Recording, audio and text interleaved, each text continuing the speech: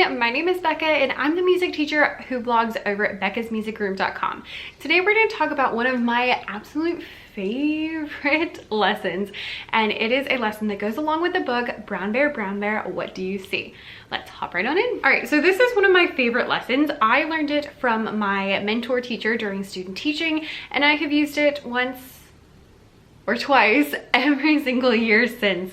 I use this with anyone from kindergarten to second grade, and everybody has a ton of fun with it. So what you need for this is you will need the book, Brown Bear, What Do You See? And then you will also need stuffed animals or cards, and we'll talk about that a little bit in a second. The objectives for this lesson is to work on solo singing and then also play a game, because who doesn't love games?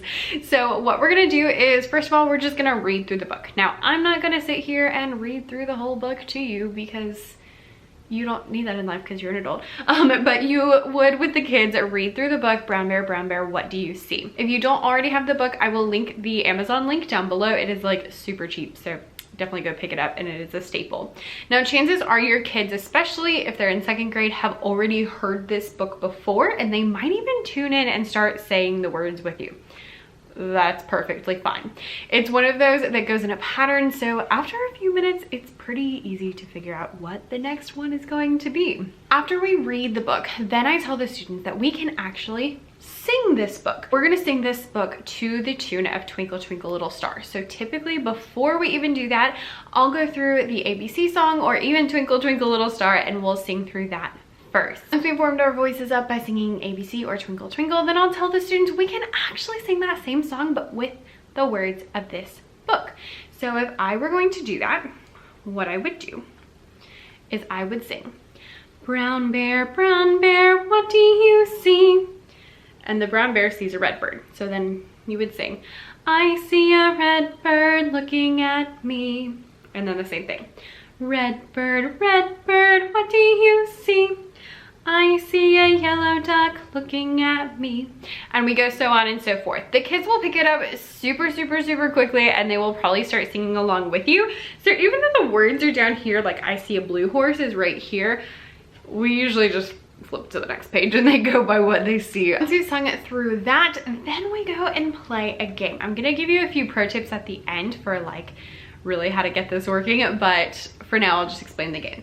So in our singing game, we're gonna use the same parts of the song in the game. So everyone's gonna sit in a circle if possible, and everyone's going to get an animal. Now, typically I do this with a whole bunch of Beanie Babies that I was gifted through someone who bought it at a garage sale. But if you don't have those, you can download some pictures from the internet of just all sorts of different animals.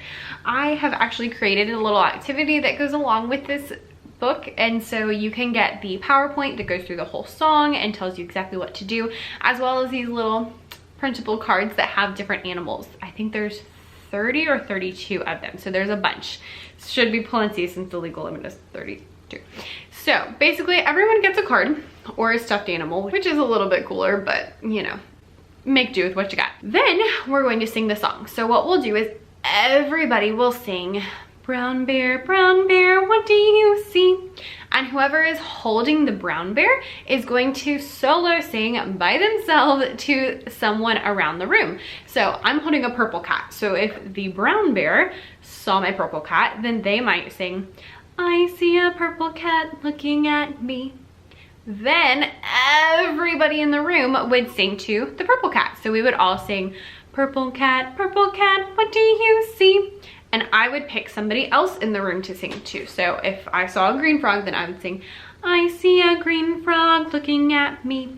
And we would keep going until everyone has a turn. Super simple, but I promise you it is so much fun, especially if you do have those stuffed animals to include. Now, a couple little things that I have noticed from playing this game 50,000 times that will just make it a little bit easier. So number one, after students sing their song, have them put their animal in the middle of the circle. Or if you're using cards, you can just have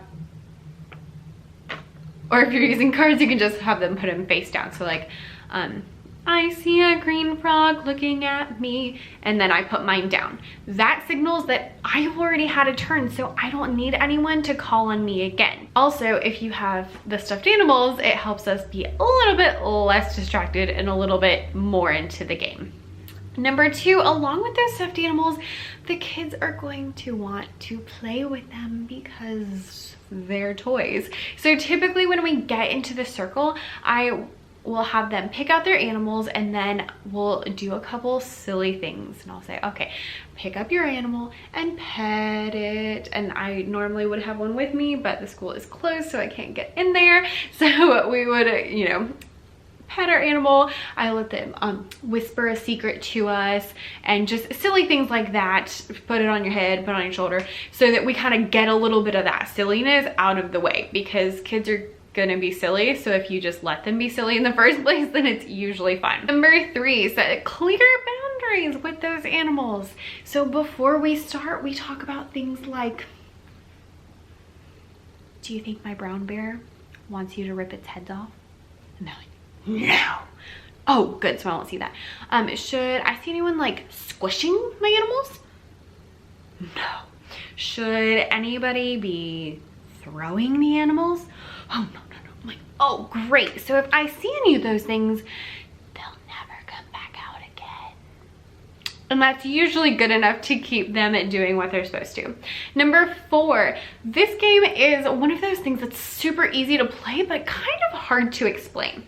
So before we get in a big circle and just start, I usually will have students come up and help me out. So I'll have one student come up and we kind of role play the game before we start the game. This allows students to see the interaction and understand all of the different animal things, because there's a lot of directions up front. Again, super simple after you start playing, but to explain it is a little confusing. So if you can show it between you and another student first, that would be awesome.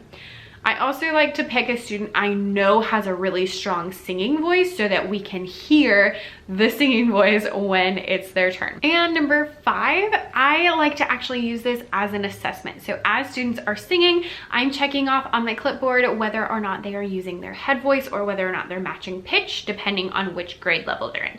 So if they're in kindergarten, all I'm concerned with is, are they using that singing voice? And then if they're in 1st or 2nd grade, I'm really concerned about, are they matching pitch, and are they like kind of with it and understanding what's going on?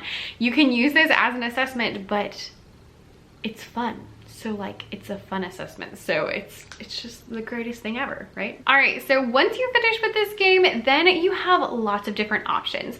One thing I like to do is have us sort our stuffed animals by the rhythm of their names. So typically I'll draw on the board a quarter note, eighth notes, and then 2 eighths and a quarter, and we will sort their names by what the rhythms are. So if I have brown bear, that would be 2 syllables. It's gonna go in the 8th notes. If I have yellow duck, that's 3, so it's gonna go in ti-ti-ta. That's a really fun way to help kids to put their animals up at the end, and just a fun little extension. I also have some brown bear rhythm cards that I like to use sometimes the same day, sometimes on the next time I see the kids, to just kind of keep that ball rolling, and they're really fun, and you could also use them to hold up during the game. Another thing you could do is sing the song Grizzly Bear, which is so much fun, and just kind of keep that bear theme going. I will link the blog post I have all about the game Grizzly Bear down below so that you can check it out. And my last lesson extension, although I could probably sit here and talk about bear songs and books all day long, is the book Polar Bear, What Do You Hear? So this book is also by Eric Carle, and it is and Bill Martin Jr., and it goes right along with the other one. So it's very, very similar, but it has different animals. So I'll read you the first like 2 pages. It says, Polar Bear, what do you hear? I hear a lion roaring in my ear. Lion, lion, what do you hear? I hear a hippopotamus snorting in my ear. So I really like this book because it focuses on hearing, and it uses all of these different words, the noises. So it says things like snorting and fluting from the flamingo and braying and things like that. this is really fun to do, to just kind of do an extension. After we read this book, I like to pull up animal sounds on iTunes and see if we can guess what all of the different animal sounds are. Now, to facilitate that, I have Apple Music, which is like a subscription service to iTunes basically, and it's $10 a month, but it is well worth it because I have access to literally anything that's on iTunes. So I can find things like random animal sounds that we can listen to when we're reading a book. So I will link this down below. I will also link the accompanying blog post that goes along with this book and the products that go along with it as well. I hope you found this video interesting. Let me know in the comments if you have used this before and what lesson extensions you would totally do with it. Thank you so much for watching, and I will see you next time.